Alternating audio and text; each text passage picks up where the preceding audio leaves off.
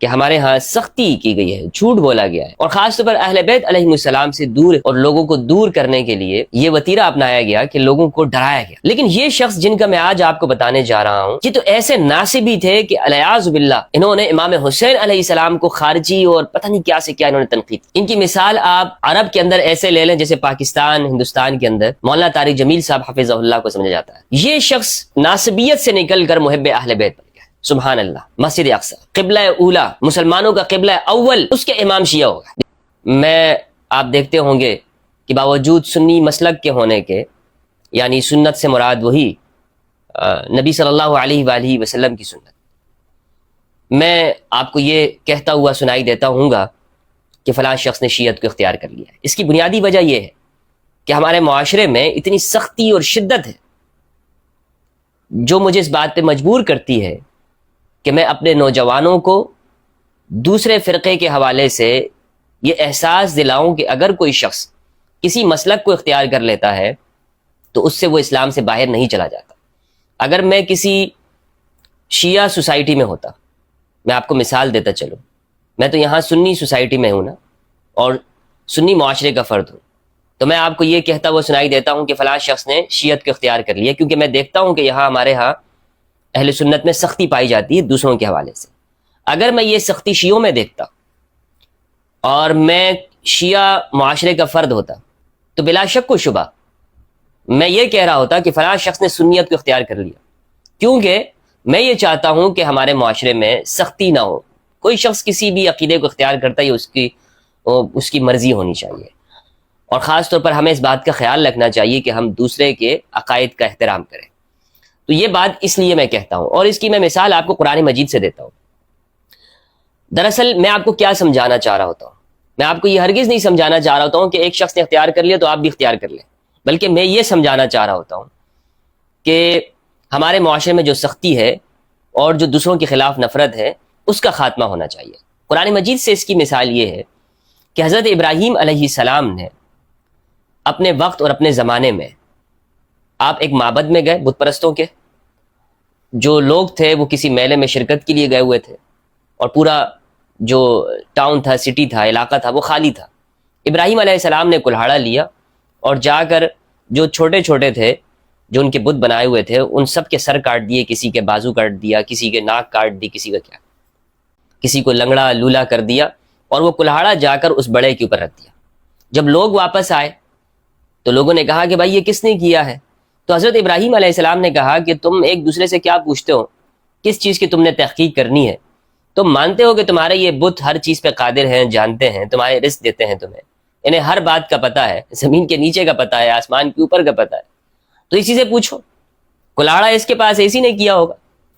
حضرت ابراہیم علیہ السلام کا مقصد اس وقت ان کے الہہ کی توہین کرنا نہیں تھا کہ بت توڑ دیے، ان کے جذبات کو ٹھیس پہنچانا نہیں، بلکہ انہیں یہ بات سمجھانا تھا منطق اور عقل اور لاجک سے کہ تم یہ مانتے ہو کہ یہ قادر ہے، یہ قدرت رکھتے ہیں، تو جو اپنے آپ کو نہیں بچا سکتے وہ تمہاری زندگی میں تمہیں کیا کام آتے ہوں گے۔ اور یہ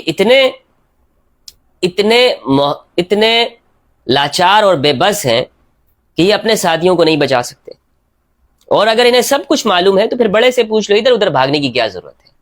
تو بالکل یوں سمجھیے گا کہ دراصل میں جو یہ آپ کو بتا رہا ہوتا ہوں نا کہ فلاں شخص شیعہ ہو گئے ہیں، فلاں شخص نے مذہب اختیار کر لیا ہے، اس کی بنیادی وجہ یہ ہے کہ ہمارے ہاں سختی کی گئی ہے، جھوٹ بولا گیا ہے، اور خاص طور پر اہل بیت علیہ السلام سے دوری اختیار کرنے کے لیے اور لوگوں کو دور کرنے کے لیے یہ وتیرہ اپنایا گیا کہ لوگوں کو ڈرایا گیا۔ اگر تم نے اہل بیت کو سمجھنے کی کوشش کی تو تم شیعہ ہو جاؤ گے، اگر تم نے اہل بیت کی مدح میں یہ الفاظ کے علیہ السلام کہا تو شیعہ ہو جاؤ گے۔ یہ روافظ کی علامت ہے، یہ روافظ کی پہچان ہے، روافظ روافظ روافظ۔ تو یہ بنیادی وجہ ہے، اور ایک وجہ میں نے اور بھی بیان کی جو میں ہمیشہ بیان کرتا ہوں کہ اگر ہم اپنے نوجوانوں کو حقائق نہیں بتائیں گے اور آل محمد کی فکر ان کے سامنے لے کر نہیں آئیں گے، اور وہ سچائیاں جو ہماری صحیح احادیث کی کتابوں کے اندر موجود ہیں ان پر ہم پردہ ڈالتے رہیں گے، چھپاتے رہیں گے، تو ہمارا نوجوان جب اسے معلوم ہوگا آج کے زمانے میں تو وہ کس کے پاس جائے گا؟ لا محالہ وہ شیعہ ہو جائے گا، وہ شیعوں کے پاس جائے گا۔ سو ہم اپنے اگر نوجوانوں کو بچانا چاہتے ہیں تو اس کا طریقہ یہ ہے کہ ہم حقائق کو ان کے سامنے رکھیں۔ آج میں جس شخصیت کا آپ کے سامنے تعارف کرانے جا رہا ہوں یہ حال ہی میں شیعہ ہوئے ہیں، اور ان کا شیعہ ہونا بڑا ایک تعجب خیز ہے، کیونکہ جو دوسرے افراد ہیں وہ تو پھر کسی درجے کے اندر یعنی یوں معلوم ہو سکتا ہے کہ کوئی صوفی ہوں یا کچھ ایسے لوگ ہوں جیسے تیجانی سماوی ہیں کہ ان کی زندگی کا ایک بڑا حصہ صوفیت میں گزرا، تو اتنی حیرت نہ ہوتی ہو۔ لیکن یہ شخص جن کا میں آج آپ کو بتانے جا رہا ہوں یہ تو ایسے ناصبی تھے کہ الیاذ باللہ انہوں نے امام حسین علیہ السلام کو خارجی اور پتہ نہیں کیا سے کیا انہوں نے تنقید کی، استغفر اللہ العظیم، الیاذ باللہ۔ لیکن اس کے باوجود اللہ سبحانہ و تعالیٰ نے ان کو ہدایت عطا کر دی، اور آج یہ محب اہل بیت ہے، بلکہ یہ آگے بڑھ گئے اور انہوں نے علی الاعلان کہا، علی الاعلان حق کو تسلیم کیا، اور پھر بعد میں جا کر یہ شیعہ ہو گئے۔ یہ شخصیت کون ہے؟ ان شخصیت کا نام ہے صلاح الدین ابن ابراہیم ابو عرفہ۔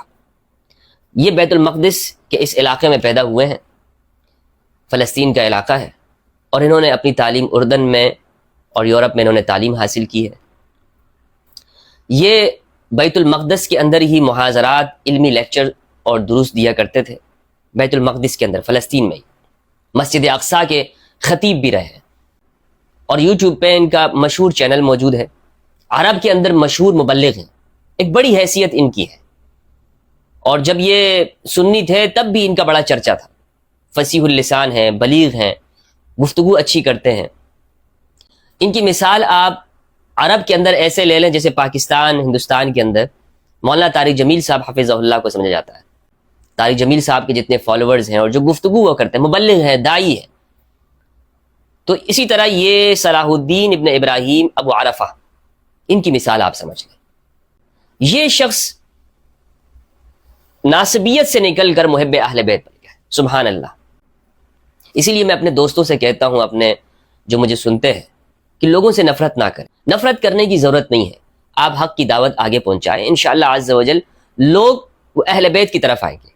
اہل البیت علیہ السلام کی طرف لانے کا ایک طریقہ تو یہ ہے کہ آپ دوسروں پر تان کریں، دوسروں میں کمیاں اور کوتاہیاں نکالیں، اور ایک طریقہ یہ ہے کہ آپ لوگوں کو اہل بیت کی زندگی کے بارے میں بتائیں۔ میں نے کئی شیعہ حضرات سے کہا ہے کہ دیکھیں، آپ ہم سنیوں سے نفرت نہ کریں، اگر آپ کو زندگی میں اہل بیت کے بارے میں بتایا گیا ہے تو آپ کا بچہ بڑے سب وہ اہل بیت سے محبت کرتے ہیں اور ان کا ذکر کرتے ہیں ہمیشہ، چونکہ آپ کی پرورش اور تربیت اس طرح ہوئی ہے۔ ہمارا مسئلہ یہ ہے کہ ہمیں پیدائش سے لے کر جوانی اور پوری زندگی ہمیں اپنے معاشرے میں، اپنے گھروں میں صحابہ کرام کے بارے میں بتایا جاتا ہے، اور اہل بیت کے بارے میں اس طرح نہیں بتایا جاتا جس طرح کے شیعوں کو بتایا جاتا ہے۔ تو اسی لیے ہمارے نوجوان کا کوئی قصور نہیں ہے، یہ ہم پہ فرض ہوتا ہے، علماء اہل سنت کے اوپر فرض ہے، آپ کے اوپر بھی فرض ہے کہ آپ لوگوں تک اہل بیت کی صحیح تعلیمات آگے پہنچائیں۔ اور جو خرافات ملا دی گئی ہیں، اور جو آپ ٹی وی پہ دیکھتے ہیں، اگر محرم کا لفظ آتا ہے تو لوگ چھریاں چاقو چلا رہے ہوتے ہیں، جو یہ کانسیپٹ بنا دیا گیا ہے کہ جو بھی اہل بیت سے محبت کرنے والا ہوگا وہ اپنے اندر چھریاں مارے گا، تو ان چیزوں کو آپ لوگوں تک درست طور پر پہنچائیں، انشاءاللہ پیغام جلد از جلد لوگوں تک اثر کرے گا۔ تو یہ جو شخص ہیں جن کی میں آج آپ کو ویڈیو سنانے جا رہا ہوں، یہ صلاح الدین، جو کہ مسجد اقصیٰ کے امام ہے، مسجد اقصیٰ قبلہ اولا، مسلمانوں کا قبلہ اول، اس کے امام شیعہ ہوگا۔ تو یہ شیعہ ہونا کوئی ایسا نہیں ہوتا کہ اسلام سے بندہ نکل جاتا ہے، مرتد ہوتا ہے، خارجی بن جاتا ہے، اور ایسے شخص صلاح الدین جیسے شخص لوگ ہوتے ہیں۔ اس لیے ہدایت کا دروازہ بند نہ کیجیے، لوگوں سے نفرت نہ کیجیے۔ انہوں نے یہ ویڈیو میں آپ کو بتاتا ہوں، یہ دیکھیں، آپ کو حیرت ہوگی۔ فهذا اليوم يوم من أيام الله ويوم من أيام محمد وآل محمد صلى الله على محمد وآل محمد. هذا العاشر من شهر الله المحرم من العام 45 بعد 100 بعد 1000 بعد بعثة خاتم النبيين محمد صلى الله على محمد. ایک اور ویڈیو میں آپ کو ان کی بتاتا ہوں، اور میں نے جیسے آپ کو کہا کہ یہ شخص ایسے ہیں کہ جنہوں نے امام حسین علیہ السلام کے اوپر تنقید کی۔ ایک پروگرام کے اندر انہوں نے کہا، اور اس کا واقعہ انہوں نے خود بیان کیا ہے کہ جب شام کے اندر کچھ لوگوں نے، ایک بڑی اکثریت نے، جب حکومت وقت بشار الاسد کی حکومت کے خلاف خروج کیا، اور ان لوگوں نے کہا کہ چونکہ امام حسین نے یزید کے خلاف خروج کیا تھا اور اس وقت کا یزید وہ بشار الاسد ہے، تو یہ انہوں نے بیان دیا تھا کہ امام حسین علیہ السلام نے بھی غلطی کی اور خوارج نے بھی غلطی کی، علیہ باللہ، امام حسین بھی خطا پر ہے، یہ سٹیٹمنٹ انہوں نے دی تھی۔ اس کے بعد اللہ سبحانہ و تعالیٰ نے ان کے دل میں امام حسین کے بارے میں محبت ڈالی، انہوں نے مطالعہ کیا، مطالعہ کرنے کے بعد انہوں نے یہ بیان دیا، 4 گھنٹے کے اوپر مشتمل ہے، جس میں انہوں نے اپنی خطا کا اعتراف کیا۔ یہ کیا کہتے ہیں، سنتے ہیں۔ كان عليه صلاة الله وسلامه الصبت الحسين ابن محمد، كان يسميه عليه صلوات الله ابني، كان يناديه وهو بين يديه غلاما صغيرا أين ابني، كان يقول لأخيه الحسن ابني هذا سيد، فإذا سمعتموني من الساعة أتكلم عن أبناء فاطمة أنهما أبناء محمد فهما أبناء محمد، وإذا سمعتموني أتكلم عن مقتل أبناء محمد فاعلموا أنني قعدت لأتكلم كيف قتل الناس كثير من المسلمين أبناء محمد، على محمد وعلى أبنائه صلاة الله. كم كان سنه؟ كما قلت لكم بين المسلمين، كثير من المسلمين وأهل بيت نبي الله حاجب ما حاجب من الشيطان لا يحجب المسلم. ہیں کہ اہل البیت کے راستے سے روکنے والے، اہل البیت کی طرف جانے سے روکنے والے جو علماء ہیں، یہ علماء سو ہیں، یہ شیطان کے متبع ہیں، یہ شیطان کے پیروکار ہیں۔ آگے سنیے۔ ويسمعني ناس في الأرض أنني كنت أقول قبل أن يعاجلني الملك، فكنت إذا یہ کہہ رہے ہیں کہ اس سے پہلے کہ فرشتہ آئے اور میری روح قبض کر لے، میں یہ بات کہنا چاہتا ہوں، سب کو گواہ بنانا چاہتا ہوں۔ انہوں نے سب لوگوں کو گواہ بنا کر یہ الفاظ کہے ہیں، یہ سن لیجئے۔ خطر لي ما وجب بلاغه فخشيت أن أعاجل ولما أقل فأقدم ولو قطع. یہ کہہ رہے ہیں کہ مجھے یہ ڈر ہے کہ میں یہ الفاظ آپ کے سامنے بیان نہ کروں اور میں اس دنیا سے چلا جاؤں، میں یہ کلمات بیان کیے بغیر اس دنیا سے چلا جاؤں، اس لیے میں آپ سب تک یہ حق اور سچائی پہنچانا چاہتا ہوں قبل اس کے کہ میں مر جاؤں۔ مقالتي فقبل أن يعاجلني الملك أنني عاهدت الله أن أجلس له مجلسا أعتذر إليه فيه، ثم إلى نبي الله محمد عليه صلوات الله، ثم أعتذر إلى فاطمة،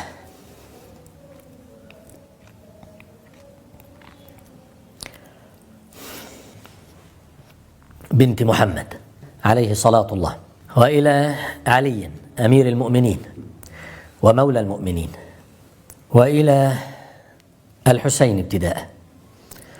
یہ کہہ رہے ہیں کہ میں معافی مانگتا ہوں امام علی سے، رسول اللہ صلی اللہ علیہ وآلہ وسلم سے، امام علی سے، سیدہ زہرا سے، امام حسن سے، امام حسین سے، اہل البیت سے معافی مانگتا ہوں۔ سب سے پہلے یہ کہہ رہے ہیں۔ وآل محمد عليه صلوات الله. هذا الاعتذار من مقام قمته في البيت المقدس، قلت فيه ردا على اللہ ہم سب کو ہدایت نصیب فرمائے، استقامت پہ رکھے ہمیں، استقامت بہت بڑی بات ہے۔ تو شیخ صلاح الدین صاحب نے یہ بات کہی، انہوں نے ایک جملہ کہا تھا کہ امام حسین علیہ السلام نے غلطی کی، انہوں نے اپنی غلطی کا اعتراف کر لیا، اور التائب من الذنب کمن لا ذنب لہ، گناہ سے توبہ کرنے والا شخص ایسا ہوتا ہے جس کا کوئی گناہ نہیں ہوتا۔ تو میں ان لوگوں سے بھی کہنا چاہتا ہوں کہ جو آج گمراہی کے اوپر ہیں، ناصبی ہیں، وہ اہل البیت کی جانب آ جائے۔ اہل البیت کا دامن بہت وسیع ہے، نبی صلی اللہ علیہ وآلہ وسلم رحمت للعالمین ہے، تو نبی صلی اللہ علیہ وآلہ وسلم کے رحمت کے سائے میں آ جائے اور اپنے گناہوں سے معافی مانگ لے۔ تو انہوں نے کہا کہ میں آج یہ بات کہتا ہوں، اعلان کرتا ہوں کہ میں غلطی پر ہوں اور حسین حق پر ہے، اور جو میں نے کہا تھا وہ غلط کہا تھا، جو میں نے کہا تھا وہ غلط کہا تھا۔ اس کے بعد ان کے محاضرات ہیں، علمی لیکچرز ہیں، اور بیت المقدس کے اندر یہ لیکچر دیتے ہیں، وہاں خطیب ہیں مسجد اقصیٰ کے۔ افسوس کی بات تو یہ ہے کہ ہمارے ہاں پاکستان میں لوگوں کو اتنی معلومات نہیں ہے اور عرب ممالک سے واقف نہیں ہے۔ میں تو عرب ممالک کا میڈیا اور وہاں کے سوشل میڈیا سے واقف ہوں، مجھے معلوم ہے کہ وہاں پر لوگ کتنی تیزی کے ساتھ وہ اہل البیت کی جانب آ رہے ہیں. شیعہ کی بات نہیں کر رہا ہوں، اہل البیت کا مطالعہ کر رہے ہیں، اہل البیت کی جانب آ رہے ہیں. اس لیے ضرورت اس امر کی ہے، کیونکہ انہوں نے دیکھ لیا نا ان شیوخ کو، ان کی منافقت دیکھ لی. شیخ عثمان الخمیس اور ولید اسماعیل اور دوسرے جو لوگ نفرت کی باتیں کرتے ہیں، اسحاق الحوینی اور عریفی ممبر پہ کھڑے ہو کر وہ کہتا تھا ہر حلب کے اندر میں نے فرشتے اترتے ہوئے دیکھے. تو ان کی منافقت دیکھ لی لوگوں نے اور ان کو آزما لیا. سلفیت کا خاتمہ ہو رہا ہے بالکل سرے سے. ابن تیمیہ کی پھیلائی ہوئی تکفیر برباد ہو رہی ہے، اور کیونکہ وہ نفرت کے اوپر مبنی تھی، اور لوگ آ رہے ہیں اہل البیت علیہ السلام کی جانب. اس لیے یہ موقع ہے کہ آج ہم اپنا حصہ ڈالیں اس میں، تاکہ بروز محشر ہم اہل البیت علیہ السلام کے سامنے کھڑے ہو سکیں.